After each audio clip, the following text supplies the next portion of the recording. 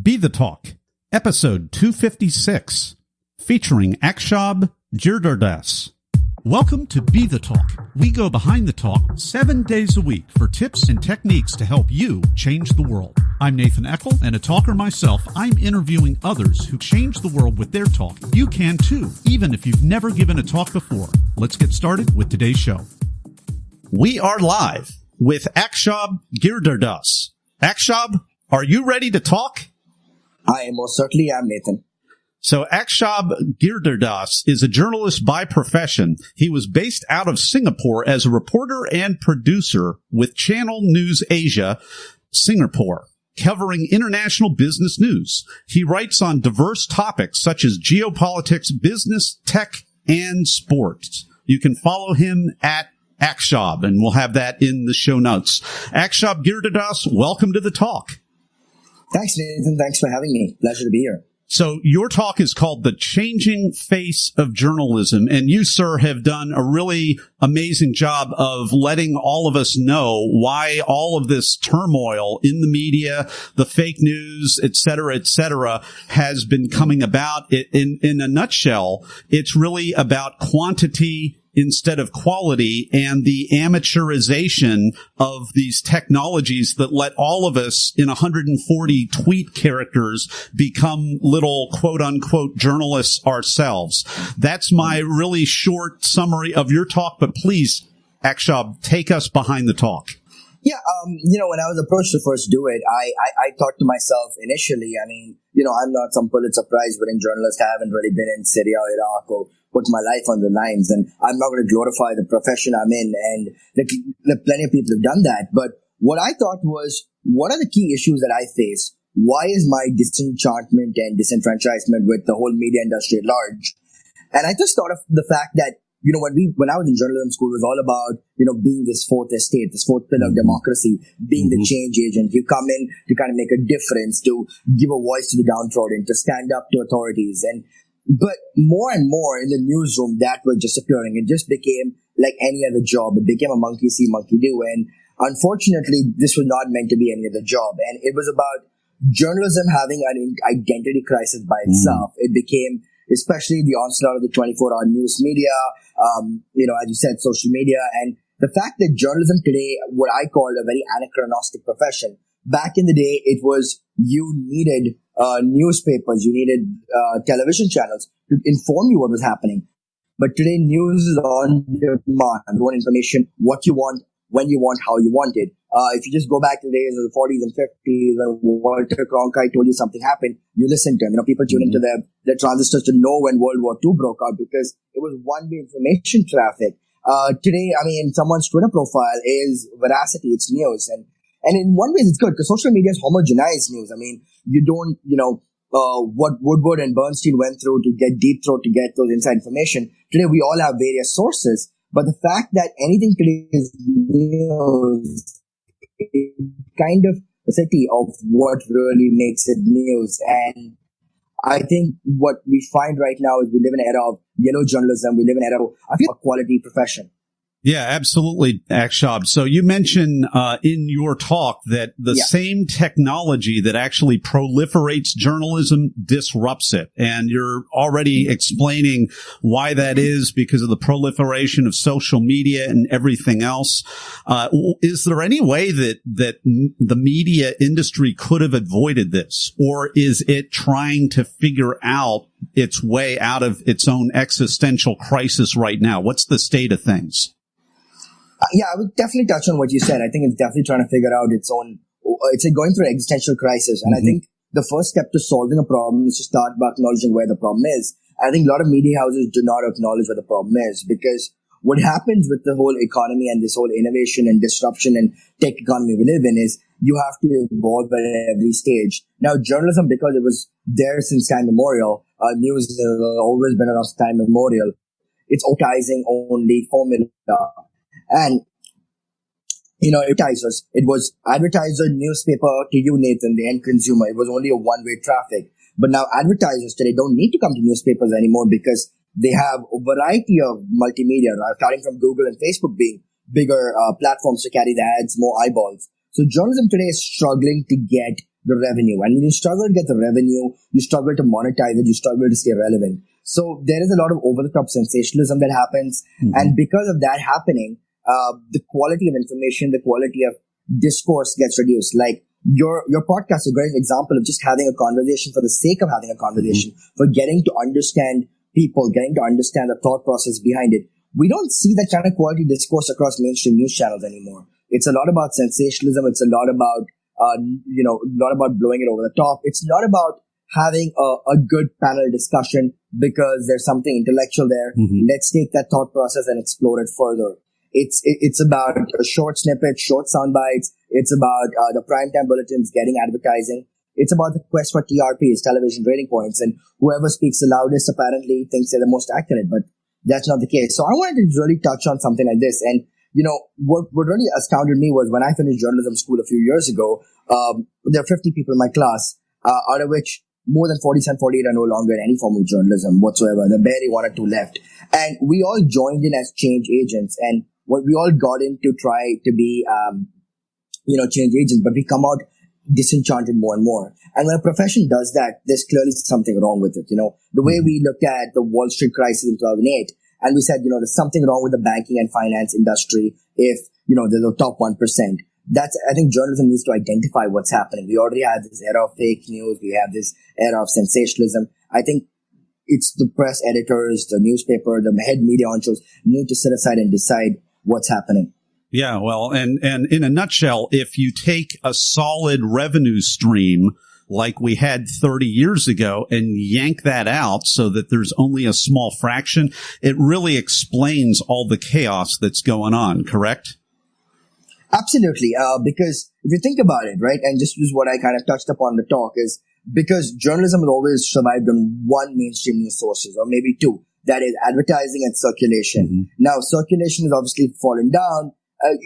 You can just go online and you just go onto The Guardian, for example. You read the end of The Guardian. There's a cry for help at the end saying, now that you're here, an article subscription to The Guardian costs less than a cappuccino. It's a cry for help. The New York Times says, please, subscribe. Wall Street Journal says subscribe. Now, I as a subscriber would love to, pay on more. But someone else, hypothetically, someone's like, hang on a minute. Why should I subscribe, pay $100 for New York Times when I can use $100 for a night out at a bar or a couple of Uber rides or pay my telephone bill with it? You attribute money with sources that you feel that you can't get anywhere else. I mean, this iPhone that I'm talking to you on, I can't get a cheap substitution anywhere else, so I'm going to pay money for it. But for the New York Times, you're like, hang on a minute, I can get news through social media. It may not be good analysis, but if I just want to know what's happening in Washington, I just go onto social media and I'll get my snippets and I form my own opinions. We don't attribute enough. Go on, sorry. Yeah, well, no, finish it up because we're going to pivot and wanted you to wrap that piece up as well. Yeah, because I just feel that we do not attribute, because how do you monetize good intellectual content? And that's something, Nathan, you can weigh on as well. Having a conversation for the sake of having a conversation, bringing stories to light, which, haven't really been told before. Because everyone looks at what's in it, what's the revenue stream, how can we get sponsorship? And when the revenue stream doesn't add up, the story gets diluted. So it's a really bad scenario right now, and that it's a very scary scenario. I mean, news will exist. It just won't come from traditional newsrooms anymore. Well, we've been enjoying this conversation, lamenting the demise of traditional journalism and wondering what's next with journalist Akshobh Giridharadas. And we're going to talk more with Akshobh on the Blitz Round in just a moment. People ask, how could I start a 7-day-a-week podcast? It's because of what I've learned from my mentors. Some of the best mentors in history aren't around anymore. They've left hours of one-on-one mentoring behind in their books. Each month at Classics on Tap, I record a new chapter from a classic business book to help you make a difference. Download your first chapter at classicsontap.com. And we're back with the Blitz Round with Akshobh Giridharadas. We are going to ask Akshobh a series of either-or questions related to the preparation and performance of his recent talk. Akshobh, are you ready? I am. Were you invited to speak or did you apply? I was invited to speak. Are you a memorizer, an improviser, or a blender? I would say a bit of both, a blender perhaps. I improvise on the spot, but I also remember the key points. So you walk out on stage. Did you have nerves, or were you in the zone, or neither, or both? Initially, I did because, the lights are just up on you and you know where your friends are seated, and you always get one friend going doing that. And, and they say, don't take flash photography. And then suddenly someone will take a flash photography. I knew how animals at the zoo feel like now because I just got thrown off. So what I did was just to look generally at the audience, but not look at anyone's face, So, there was a bit of nerves, but once I got in the zone, I just kind of went with it. Well, the zone is a great place to be. I love that you said don't look at anybody's face and watch out for those flashes of light. Aside from that, what's a tip, tool, or technique that helped you, Akshobh? What really helped me was just to understand the fact that, you don't get invited to do a TEDx talk every day.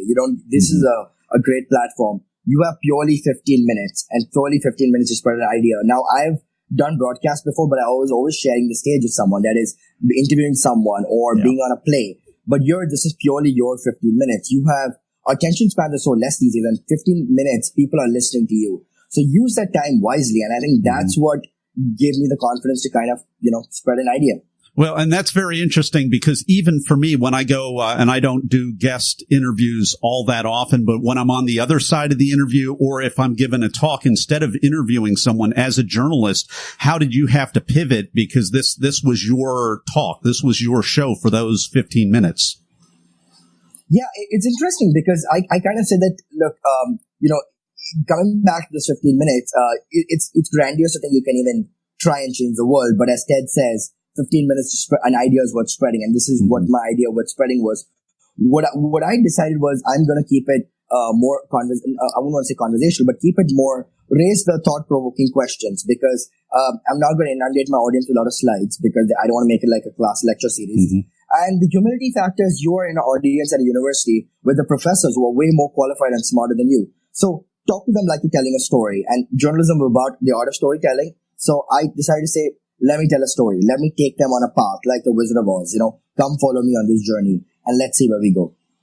Here's my last question. What was the most unexpected, strange, or just plain weird thing that happened during or right before in your talk, Akshobh? Yeah, I think there were two things. So perhaps the first thing was at one point during my rehearsal, my friends, my speaking coaches told me, to ask an opinion poll and question. Now, I was a little afraid that if I asked an opinion poll and question and no one raised their hands, how would I improvise on that? So I had to kind of work a way to improvise on that because because when you're talking to 1,600 people, no one really wants to put their hand up to answer something.